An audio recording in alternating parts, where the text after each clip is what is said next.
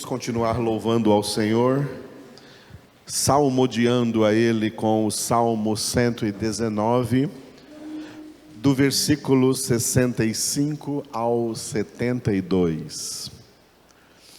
E depois dessa leitura, levantemos ao Senhor nossas orações.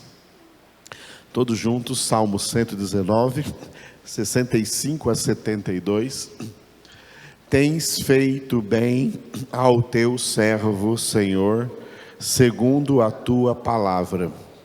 Ensina-me bom juízo e conhecimento, pois creio nos teus mandamentos. Antes de ser afligido, andava errado, mas agora guardo a tua palavra. Tu és bom e fazes o bem. Ensina-me os teus decretos.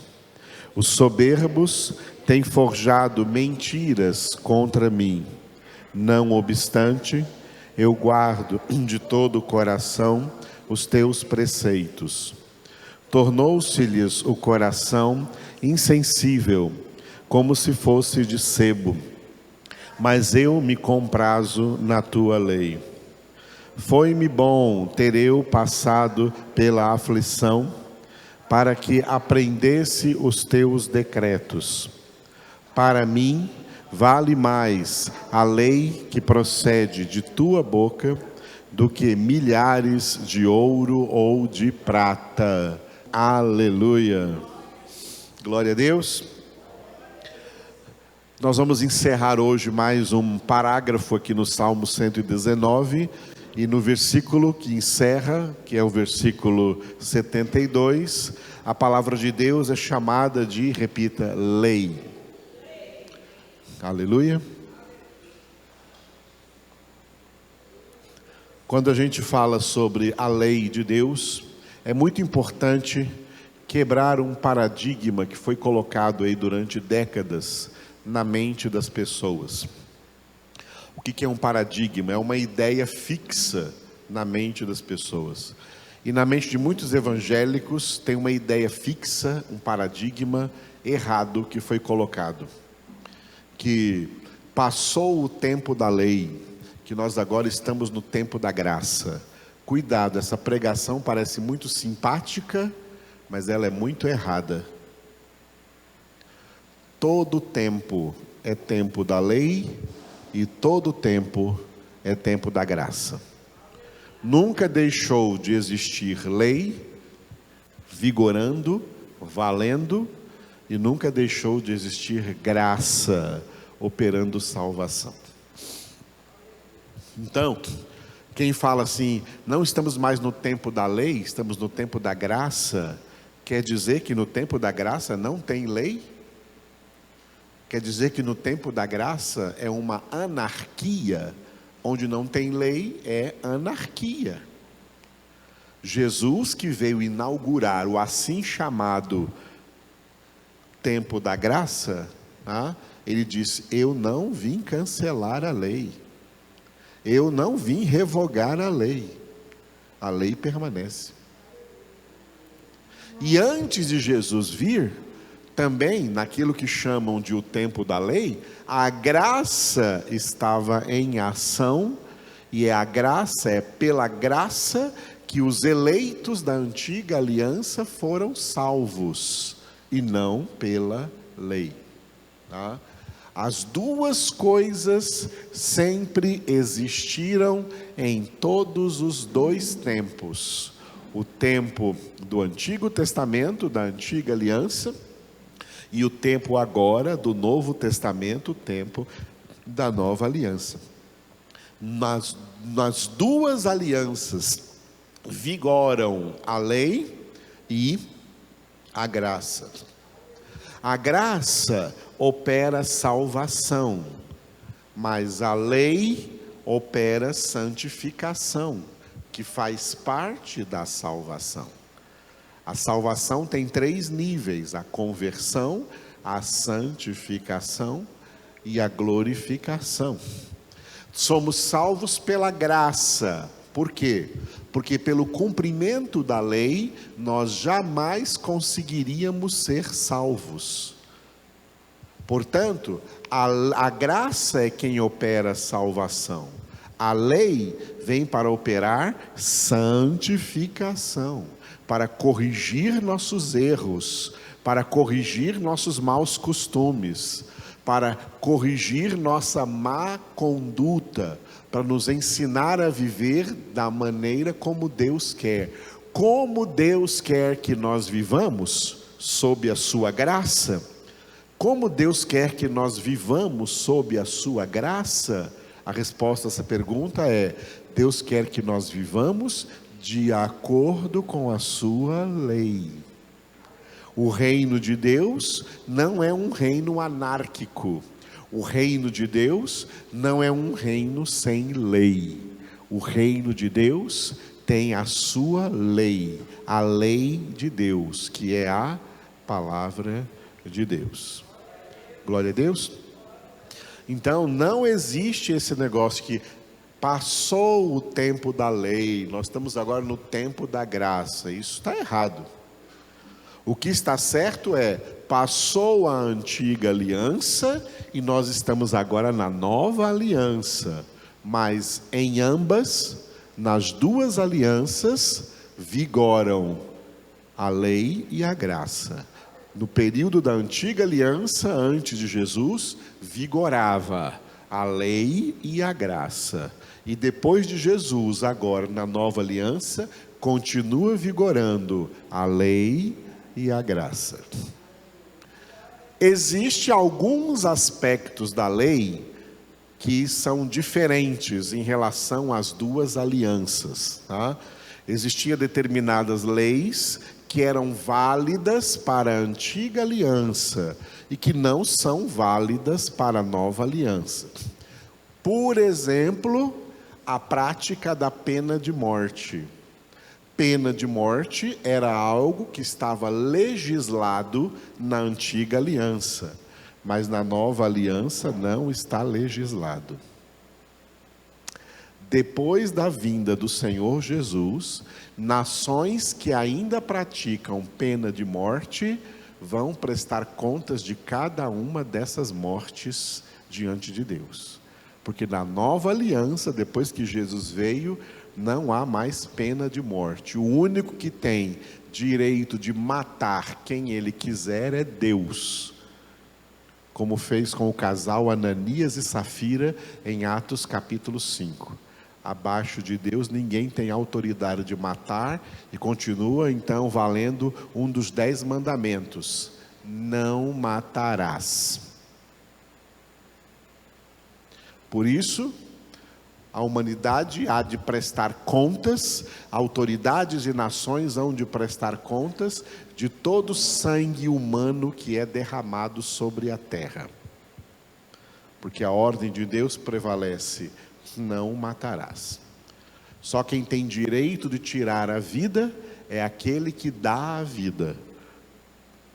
Como Jó disse: o Senhor deu, o Senhor tirou. Se Ele deu, Ele tem também a autoridade de tirar. O homem não deu vida a ninguém, portanto não tem a autoridade de tirar de ninguém e nem de si próprio pelo suicídio. Então, a pena de morte fazia parte da legislação do povo da antiga aliança. Pessoas eram punidas com pena de morte, com a pena capital, eram apedrejadas, crucificadas, etc. Mas na nova aliança isso não existe mais. Em Cristo Jesus não existe mais. De vez em quando aparece um pastor aí herege ou um pregador herege, né, defendendo que no Brasil tinha que ter pena de morte. Essas pessoas estão endemoninhadas e não evangelizadas. De acordo com o Evangelho, não existe pena de morte, não cabe pena de morte mais.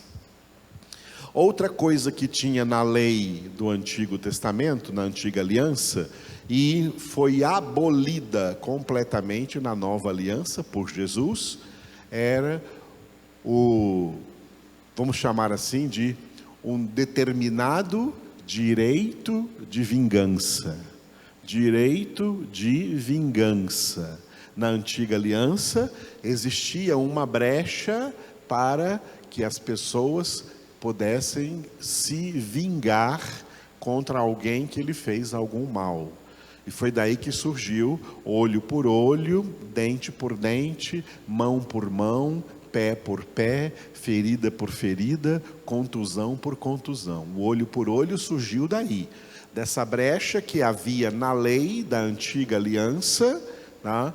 De poder vingar-se de alguém. Na nova aliança, Jesus cancelou toda a vingança. Se vingar é pecado. Na nova aliança, nós não nos vingamos de ninguém.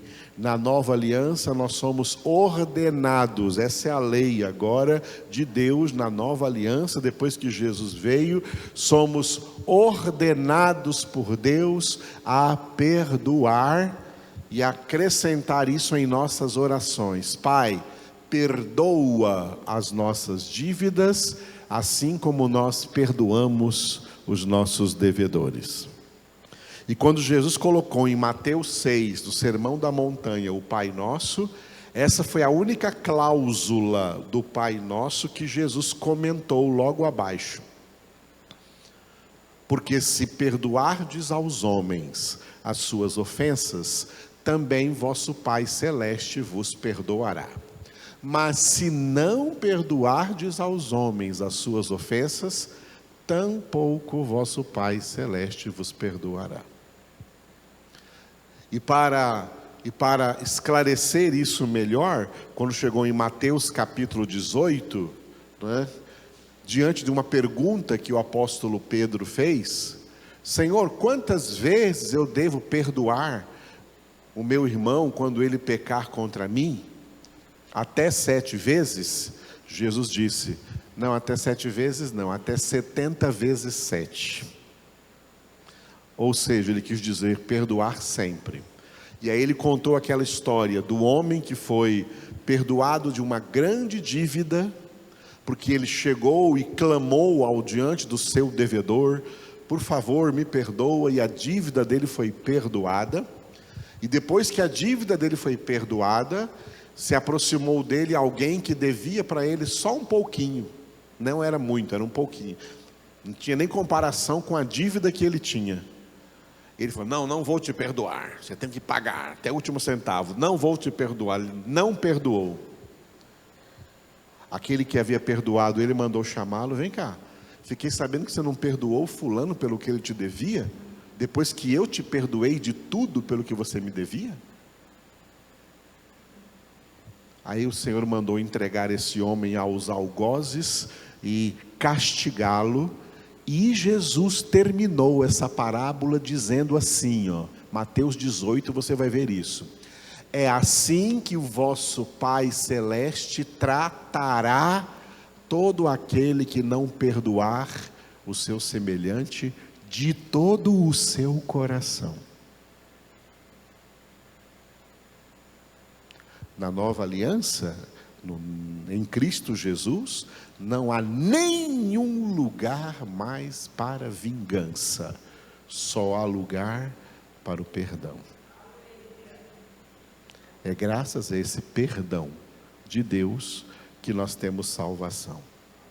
Se ganhamos salvação sem merecer, se recebemos perdão de Deus sem merecer, nos tornamos devedores diante de Deus de perdoar a quem quer que seja, seja pelo que for que fizerem contra nós. Aprendeu a lição? Então, no tempo da antiga aliança, como no tempo da nova aliança, permanece a lei de Deus. Às vezes com algumas diferenças da prática da lei, como eu dei esses 2 exemplos. Tá? Mas a graça agiu em todo o tempo, operando salvação. Aleluia. Portanto, a palavra de Deus também tem esse codinome. A palavra de Deus é chamada, diga, lei. E não é lei de homens, é lei de Deus. Não é lei horizontal, que os homens da terra, as autoridades legisladoras legislaram.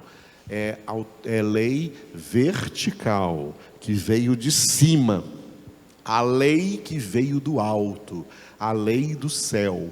Filhos de Deus não vivem segundo as leis da terra, filhos de Deus vivem segundo as leis do céu, as leis de Deus.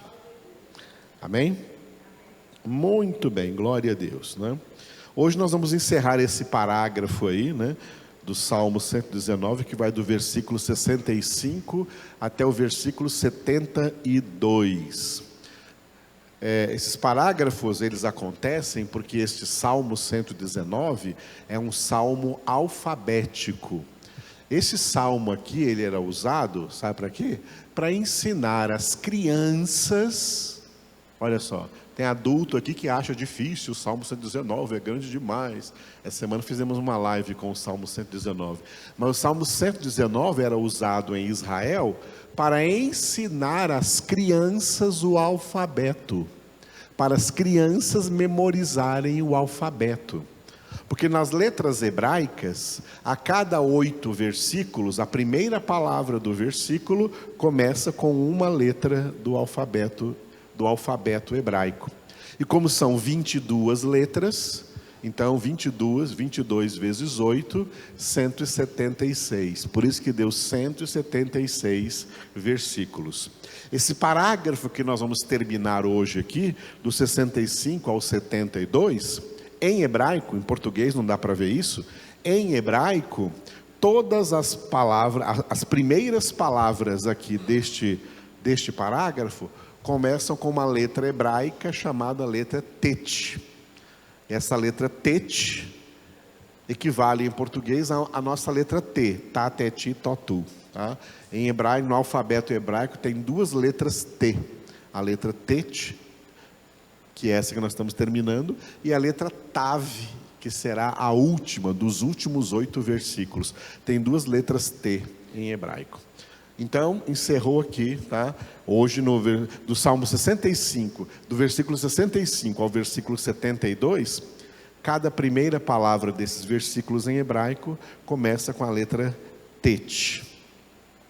Então, esse salmo é um salmo alfabético, né? Também chamado de acróstico ou alfabético, para ensinar o alfabeto para as crianças em Israel. Muito bem. Terminando hoje então com o versículo, esse parágrafo com o versículo 72. No versículo 72 nós vamos abordar esse tema. Repita depois de mim: valor da palavra.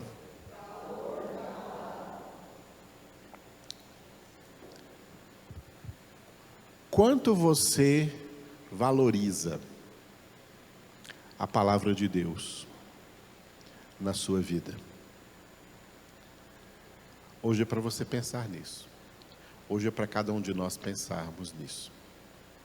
Quanto você valoriza a palavra de Deus na sua vida?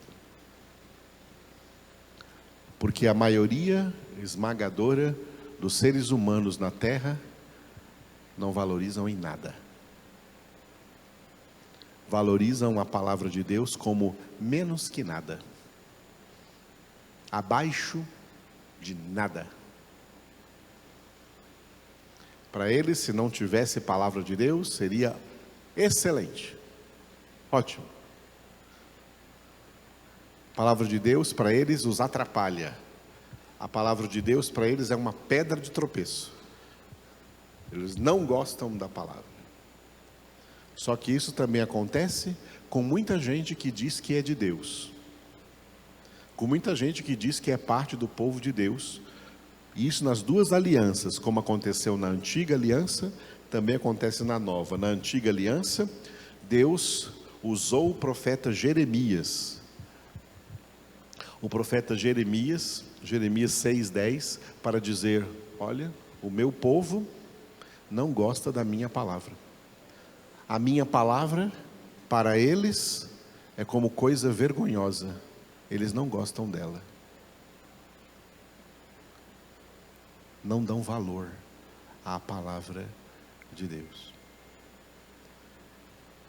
E nós vivemos numa era que veio desde o século XX para o século XXI, em que os falsos evangelhos que foram pregados foram evangelhos, doutrinas que separaram Jesus e palavra. E a maioria dos evangélicos que existe hoje, fruto dessas gerações, pelo menos das últimas 4 décadas de evangélicos, 4 décadas e meia, são evangélicos que não dão valor à Bíblia, não dão valor à palavra de Deus. Eles dão valor a milagres, eles dão valor a curas, eles dão valor a bênçãos, eles dão valor a rituais.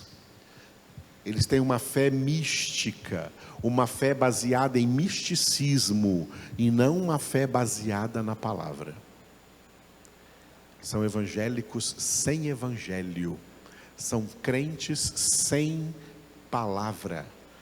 Essa fé deles é falsa, e eles não têm salvação, porque a salvação está na palavra. Jesus e a palavra não são duas coisas diferentes, é a mesma coisa. Jesus é a palavra é Jesus.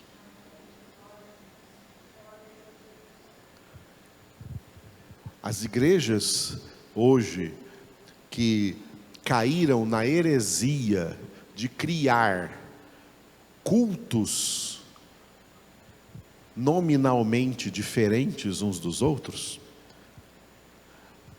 Sábado é culto disso, domingo é culto daquilo, segunda é outro culto, quarta é outro culto, sexta é outro culto. Cada culto é culto de uma coisa diferente. Isso aí é antibíblico. A Bíblia ensina só um tipo de culto: culto a Deus. E no culto a Deus, o centro do culto a Deus é o ensinamento, a transmissão da palavra de Deus. E então essas igrejas que criaram cultos nominais, culto disso, culto daquilo, lá no meio da semana, geralmente uma terça-feira, uma quinta-feira, tem um culto de ensino da palavra. É o que é menos frequentado em todas elas. Eu já fiz essa pesquisa. Culto de prosperidade é lotado, culto de cura é lotado, culto de libertação é lotado, culto de jovens, a juventude está lá, culto de casais, tá lá. Culto de palavra, vem uns gatos pingados. Porque essa geração de evangélicos que está aí, não dá valor à palavra de Deus. Pelo contrário, eles dão desvalor. Para eles a palavra de Deus não vale nada.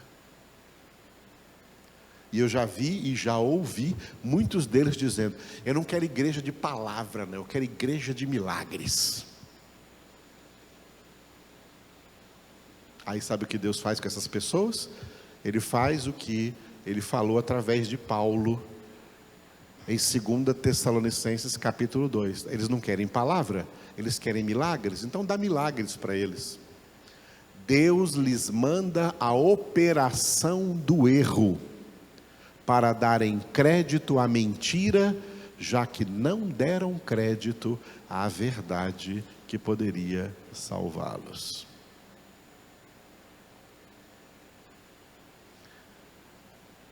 Então vamos entender um pouco mais, a partir dessa introdução que eu já fiz. Diga o tema de novo: o valor da palavra. O salmista orou assim, dizendo a Deus, louvando a Deus, dizendo assim: para mim, vale mais a lei que procede de tua boca, do que milhares de ouro ou de prata. Repita.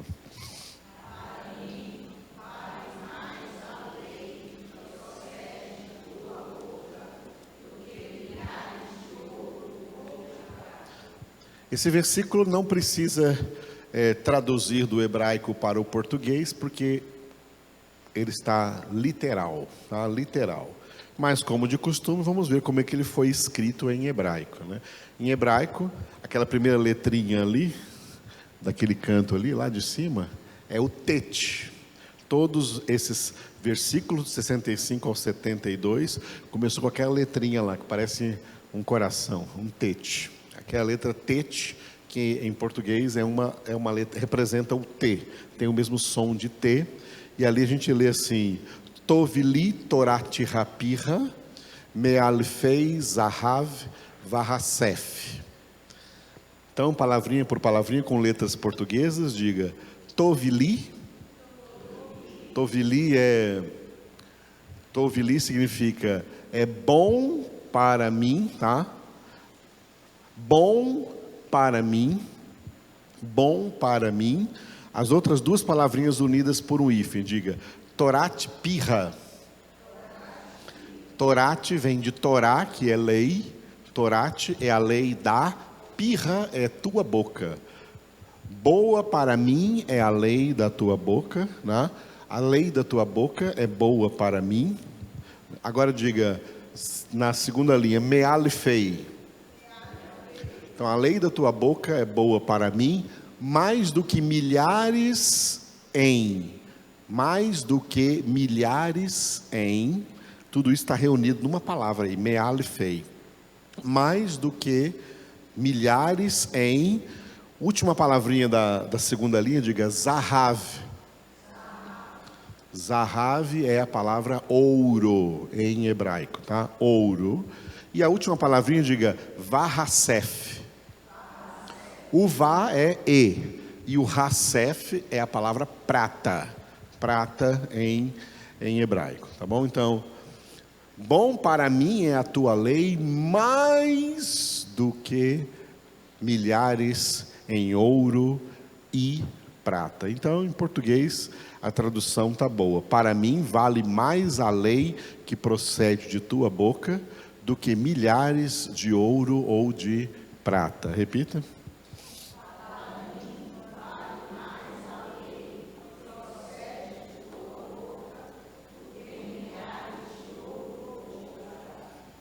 Aleluia. Glória a Deus. Por isso o título, então, o valor da palavra.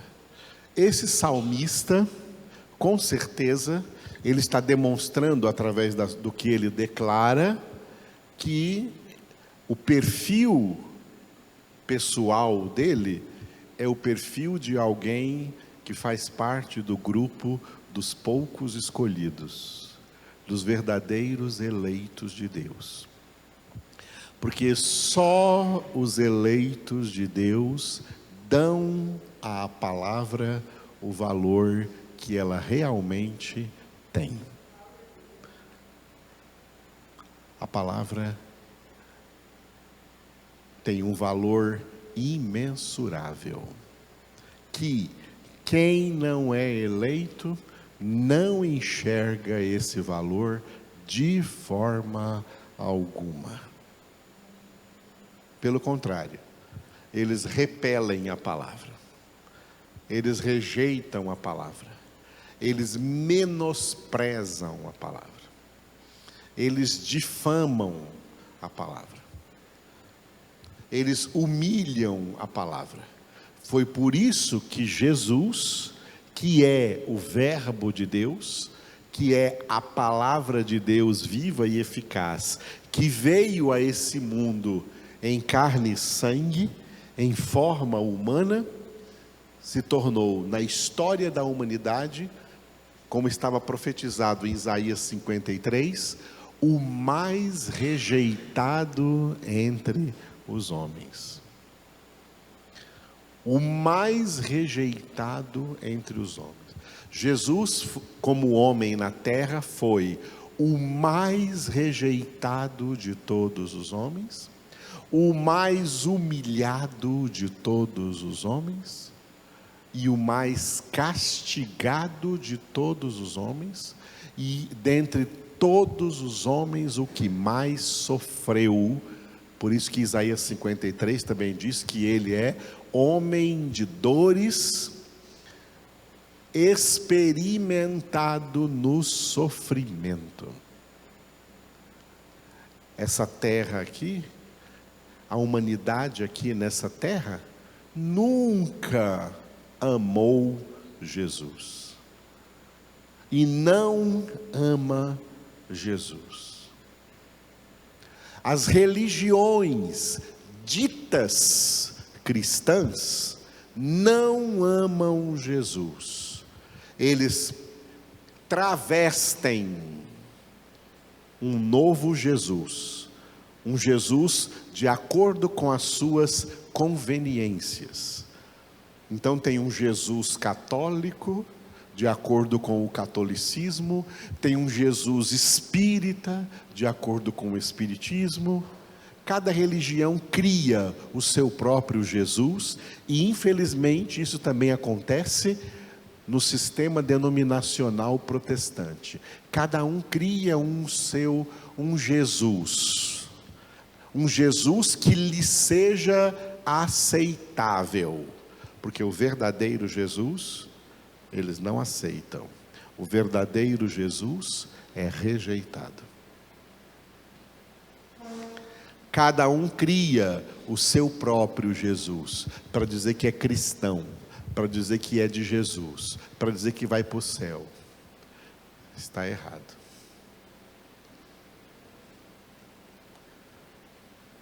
No meio protestante, surgiu uma doutrina que foi originada pelo pensamento de um determinado teólogo que existiu aí séculos atrás, tá? Que tem dominado a maioria dos evangélicos sobre a terra, tá? Com uma doutrina que se chama, tomando o nome desse teólogo, de arminianismo. Depois vocês podem pesquisar isso na internet, vai achar muita coisa sobre isso. Tem muita coisa sobre isso. A maioria dos evangélicos hoje são evangélicos arminianos, que travestem uma imagem de Jesus falsa, de um Jesus condescendente. O que é isso? É um Jesus que fica esperando que as pessoas o aceitem. Um Jesus que fica esperando a decisão das pessoas. Um Jesus que fica esperando o livre-arbítrio das pessoas. Porque as pessoas é quem decidem, não é Deus. As pessoas é quem decidem se querem ser salvas. As pessoas é que decidem se elas querem ir para o céu. As pessoas é que decidem se elas querem crer em Jesus Cristo como seu Senhor ou Salvador. As pessoas é quem escolhem. Cada um vive de acordo com as suas escolhas. Esse arminianismo criou um Jesus que fala para as pessoas assim, ó, é você que escolhe, é você quem abre a porta do seu coração. Atos 16 diz que o Senhor é quem abriu o coração de Lídia, não foi ela quem abriu o coração. Mas o arminianismo prega que é você que tem que abrir o seu coração. Isso é uma mentira deslavada de acordo com a palavra de Deus. Ninguém tem poder de abrir o seu próprio coração para Deus. Só Deus tem esse poder. É Deus quem tem a chave de todo o coração. E a porta que Ele abre, ninguém fecha. E a porta que Ele fecha, ninguém abre. Por isso que esse evangelho que nós pregamos aqui, que não é de acordo com nenhum teólogo. Tem teólogos que entenderam verdadeiramente essa palavra e ensinaram direito, mas eles são hoje execrados pela maioria dos evangélicos arminianistas, porque eles não aceitam o verdadeiro evangelho, a verdadeira e correta interpretação da palavra, e aí ficam chamando essas doutrinas, que por exemplo eu prego aqui, ficam chamando essas doutrinas de calvinismo, por causa de Calvino, de João Calvino, que foi um teólogo que entendeu muito bem a doutrina bíblica da salvação. Que a salvação é pela eleição. Deus escolheu antes da fundação do mundo quem vai ser salvo, e antes da fundação do mundo, Deus escreveu o nome de cada um desses eleitos no livro da vida do Cordeiro. Os arminianistas, eles pregam, que Deus ainda está escrevendo o livro da vida, que aí eles pregam para as pessoas assim: olha, depende de você, se você hoje escolher, se você hoje tomar a decisão de aceitar Jesus Cristo como seu Senhor e Salvador, hoje mesmo Deus vai escrever o seu nome no livro da vida. Amados, isso é mentira. O livro da vida já está totalmente escrito, já estava totalmente escrito antes de Deus começar a criar o universo. Essa doutrina arminianista, ela é altissimamente simpática às mentes decaídas. Elas deixam as pessoas conformadas à sua vontade, à sua escolha, acreditam no livre-arbítrio. O livre-arbítrio não é uma doutrina bíblica, o livre-arbítrio é uma doutrina católica, inventada por um padre católico chamado Padre Pelágio. E por isso essa doutrina do livre-arbítrio, o nome dela é pelagianismo. Pode pesquisar isso na internet que você vai achar. Pelagianismo é a doutrina criada pelo padre Pelágio, e que ele deu o nome a essa doutrina de livre-arbítrio. E nessa doutrina, esse próprio padre Pelágio, ele resumiu essa doutrina dizendo o seguinte: olha o que esse padre disse. Ele disse assim, abre aspas: Deus pode até ter nos criado sem a nossa permissão, mas Ele não pode nos salvar sem a nossa permissão. Fecha aspas. Quem crê em livre-arbítrio não é evangélico, não é bíblico, não é protestante. Quem crê em livre-arbítrio é católico. É uma doutrina católica, não é uma doutrina evangélica, não é uma doutrina protestante, não é uma doutrina bíblica. A Bíblia não ensina isso, não. A Bíblia diz que é Deus quem opera em cada um o querer e o realizar segundo a sua boa vontade dele, boa vontade de Deus. A Bíblia diz que a salvação não depende de quem quer, nem de quem corre, mas de Deus usar a sua misericórdia.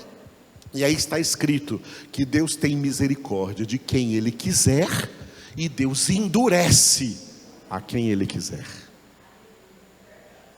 É Deus no controle, não o homem.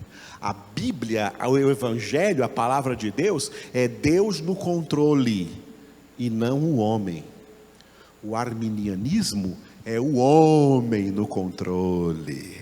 É você que escolhe, é você que decide, é você que aceita, tudo depende de você. E todo mundo cai nessa história. E produzem até falsos avivamentos com essa história.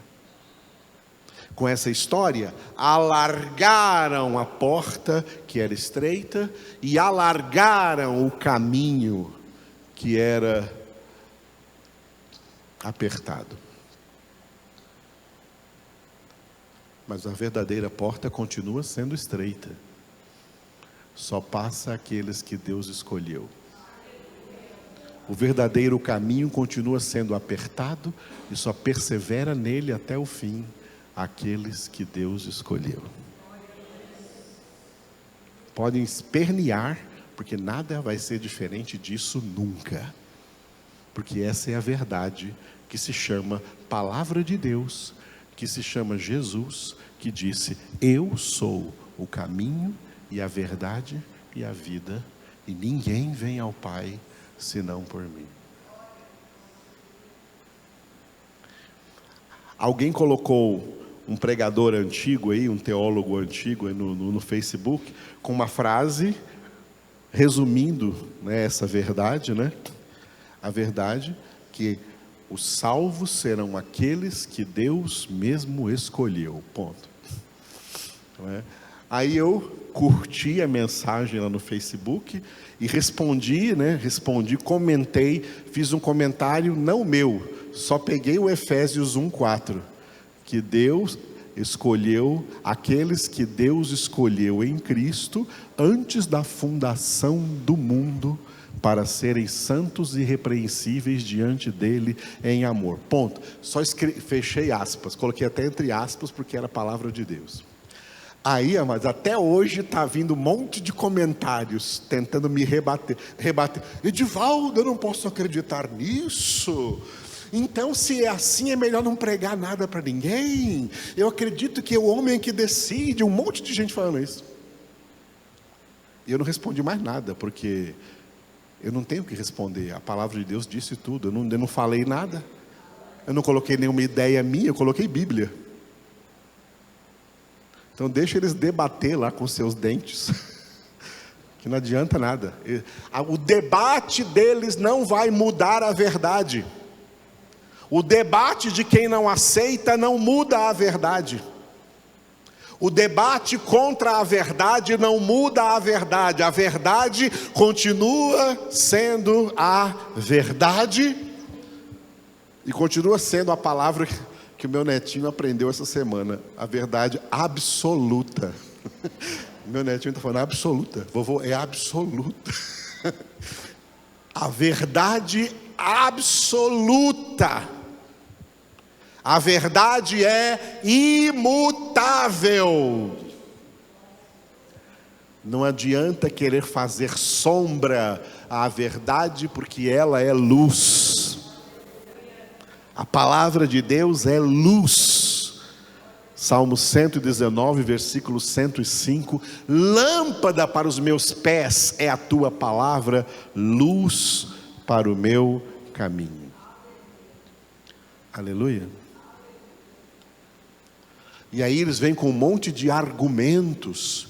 Tem gente que fala assim: mas se a coisa é desse jeito, se isso é desse jeito, então Deus é injusto. Que isso? Seres humanos imprestáveis que não são nada além de pó e cinza, julgando a Deus como injusto, querendo ver alguma injustiça em Deus? Anos atrás, no outro seminário onde eu dou aulas, anos atrás estava dando uma aula falando sobre isso, e um homem lá atrás, que estava sentado no último lugar, tinha uns 30 alunos na sala, ele bateu bem forte na mesa dele, assim, pá, e se levantou e falou assim: se é desse jeito, eu quero dizer para esse Deus que eu não quero essa salvação. Se Ele me escolheu, Ele pode me desescolher, porque eu não quero isso. E saiu da sala.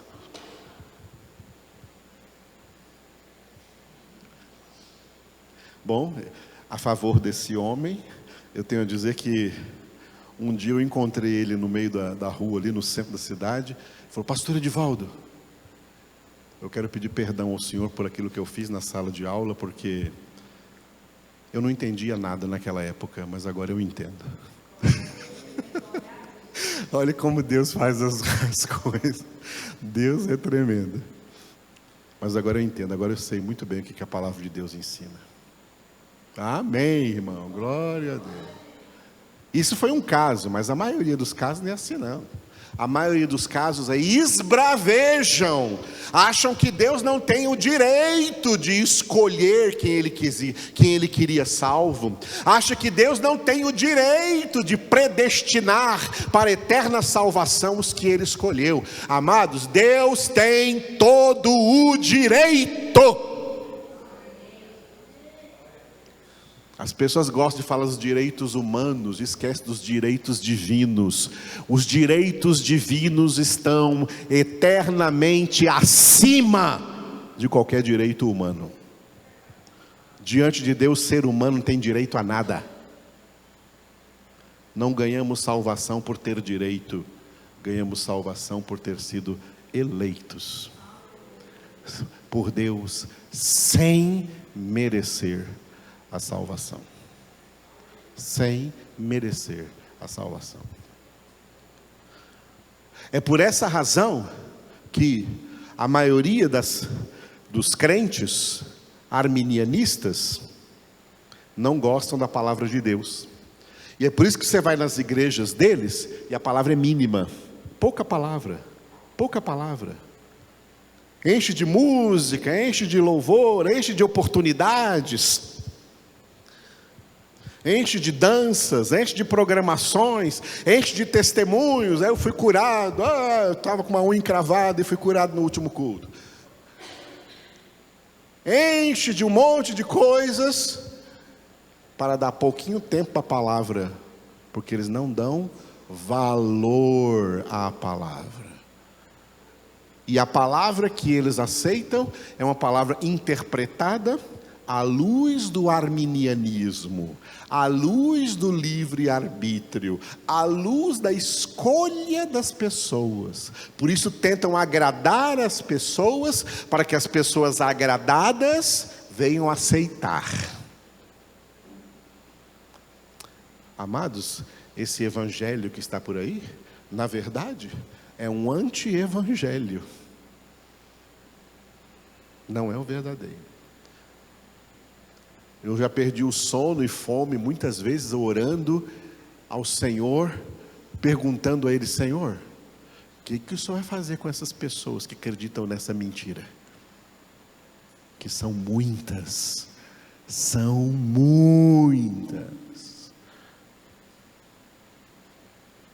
E os argumentos delas não são bíblicos. Os argumentos delas são sentimentais, são emocionais. É porque Deus é amor.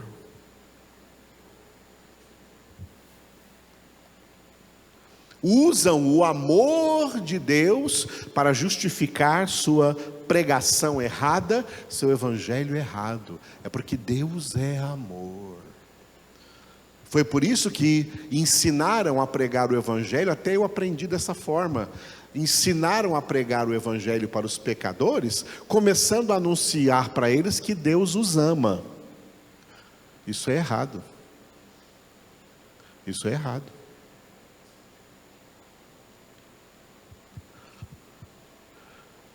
Os pregadores bíblicos, profetas, Jesus, apóstolos, não chegava para ninguém pregando que Deus os amava. Chegava para eles pregando: olha, arrependei-vos, convertei-vos, mudai de vida, buscai a Deus. O amor de Deus é depois da conversão, não é antes. Depois da conversão, o Espírito Santo vem. O Espírito Santo que vem no ato de uma conversão, o Espírito Santo que opera a conversão, é que passa então a derramar o amor de Deus no coração de quem é convertido. Romanos 5:5. O amor de Deus é derramado em nosso coração pelo Espírito Santo. O mesmo Espírito Santo de Gálatas 5:22, 23, que produz o seu fruto, e a primeira característica do fruto, o amor, é produzido pelo Espírito Santo. Quem não tem Espírito Santo não tem amor de Deus dentro dele nenhum, e está debaixo da ira de Deus. Quem não é convertido não é chamado de filho do amor de Deus, é chamado de filho da ira. Quem não é convertido está debaixo da ira de Deus. O correto seria dizer para a pessoa que não é convertida, ao pregar o evangelho para ela, assim: olha, eu estou pregando para você porque Deus está irado com você. Esse era o correto. Essa é a verdade. Olha, Deus está irado com você. Mas não, hoje o amor eliminou a pregação do arrependimento, a pregação da conversão, a pregação da santificação. Usaram o amor de Deus para anular a palavra de Deus e tornar a palavra de Deus mais aceitável aos olhos e aos ouvidos das pessoas que se tornam religiosas e não verdadeiramente cristãs, e não verdadeiramente filhos de Deus, baseados no amor.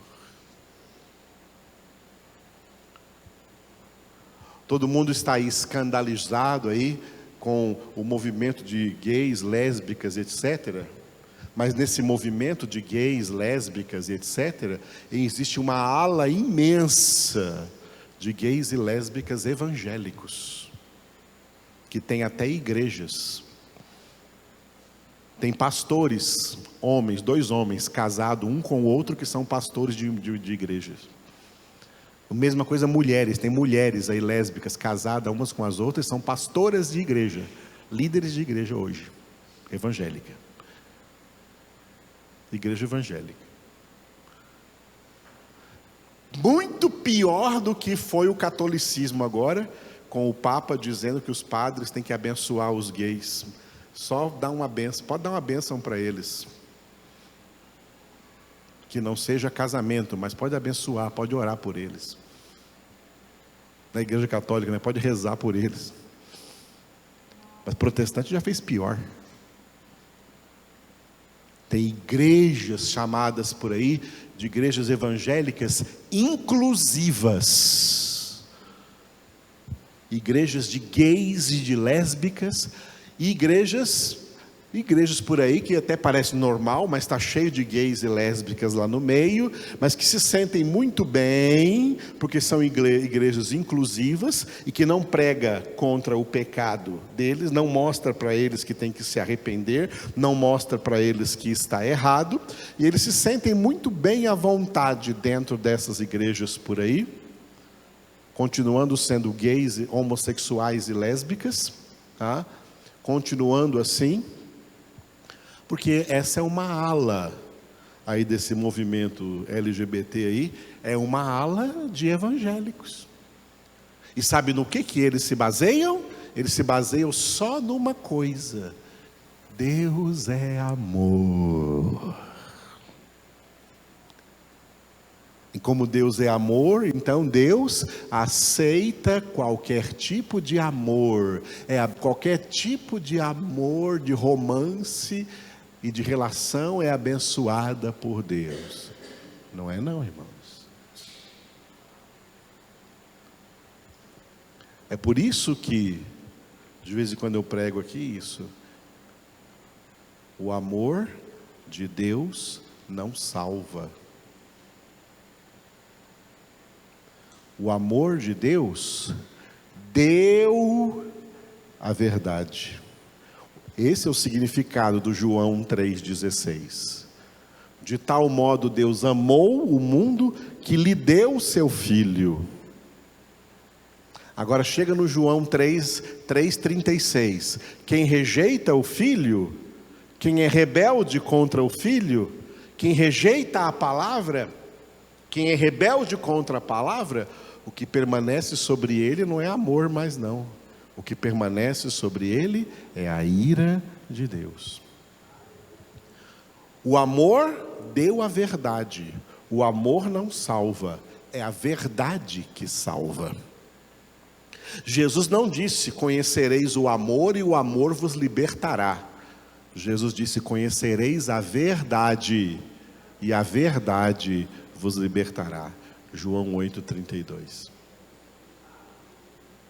E uma vez libertos pela verdade, libertos pela palavra, aí sim somos amados por Deus. Jesus também disse isso em João 14, 23. Se alguém me ama, guardará a minha palavra. E a esse aí, o meu Pai o amará, não aos outros. A esse o meu Pai o amará, e nós, eu, o Pai, eu, Jesus, o Pai e o Espírito Santo, nós viremos para Ele e faremos nele a nossa morada. Aleluia, amados. Esse é o Evangelho que é abominável aos olhos dos homens. E por isso eles ficam travestindo esse Evangelho, essa verdade e a imagem de Jesus, em alguma imagem que eles acreditam até transformar Jesus também em um gay. Até dizer como a Xuxa disse dias atrás, que o meu Deus é gay. O mesmo Deus que ela chamava nos shows que dava para as crianças antigamente, o cara lá de cima. Isso aí é a voz do diabo, amados. Deus abomina essas coisas. A palavra de Deus é palavra de santidade. O caminho de Deus é caminho de santidade. A palavra de Deus é instrumento para a nossa santificação, sem a qual ninguém verá o Senhor. Pai, santifica-os na verdade. A tua palavra é a verdade.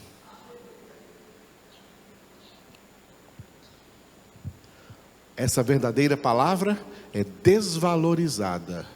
Então eles tentam fantasiá-la, tá, de uma pretensa e falsa verdade mais conveniente para eles, cada um de acordo com as suas ideias, de suas mentes desviadas.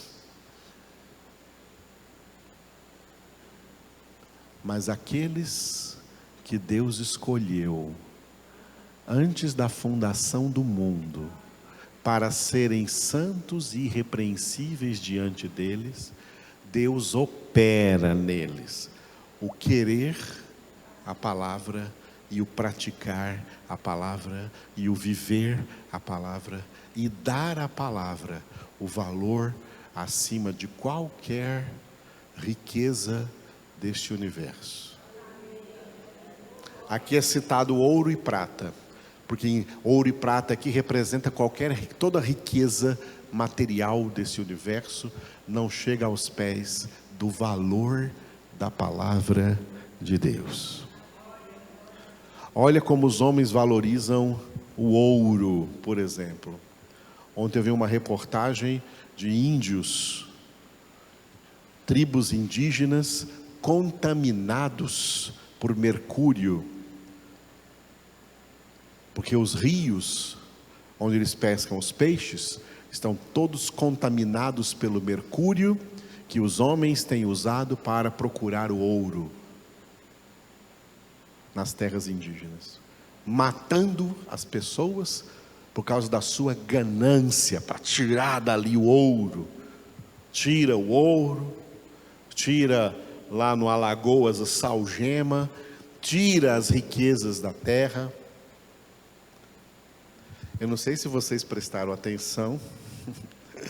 Ontem, quem veio ontem ou quem ouviu a pregação de ontem, no Zacarias, capítulo 11. Zacarias, capítulo 11, eu não sei se vocês prestaram atenção numa coisa que Deus disse e que é bem atual para agora, para os tempos presentes, tá? No versículo 6. Zacarias 11, 6. Olha Deus dizendo: certamente já não terei piedade dos moradores desta terra, diz o Senhor. Eis, porém, que entregarei os homens, cada um nas mãos do seu próximo, e nas mãos do seu rei. Eles ferirão a terra e eu não os livrarei das mãos deles. A terra está ferida para todos os lados. O aquecimento global, as temperaturas desorganizadas, as estações desorganizadas, porque florestas foram derrubadas, rios foram contaminados, geleiras foram derretidas, de tanto os homens cavarem riquezas na terra. Homens que querem ficar cada vez mais ricos e não se lembram de que ao morrer não levarão nada. Nenhum grama de ouro levarão, nenhum centavo de real levarão consigo. Mas enquanto estão vivos aqui, são cheios de ganância e furam a terra para todo lado. Terra onde Deus colocou recursos e estrutura para não faltar nada para ninguém. E os homens estão enchendo de destruição. Esses são os verdadeiros espíritos destruidores. A humanidade é destruidora. A humanidade pecadora é uma humanidade destruidora, que destrói a si mesma. E a palavra de Deus, para eles não tem valor nenhum. Só os eleitos de Deus dão verdadeiro valor à palavra de Deus. Desde o primeiro segundo da minha conversão, quando o Espírito Santo entrou na minha vida, eu entendi o valor da palavra de Deus. E entendi que a palavra de Deus é Jesus. Jesus é a palavra. Onde diz que tem Jesus, mas não tem palavra, o Jesus é falso. O Jesus ali é falso. Mesmo que faça milagres, é falso. Porque pode fazer muitos milagres, menos salvar. O Jesus Salvador, o Jesus que salva, é o Verbo de Deus, é a palavra de Deus viva e eficaz, que se torna o maior tesouro dos eleitos de Deus, que uma vez que encontrou esse tesouro, abre mão de todos os tesouros que tinha, para ficar só com esse tesouro de grande valor. É a pérola preciosa que, ao encontrá-la, se desfaz de todas as outras pérolas para ficar só com essa pérola de grande valor. E esses são os que oram a Deus: Senhor, eu te louvo porque para mim vale mais a lei, a palavra que procede de tua boca, do que milhares de ouro ou prata ou qualquer riqueza deste mundo passageiro.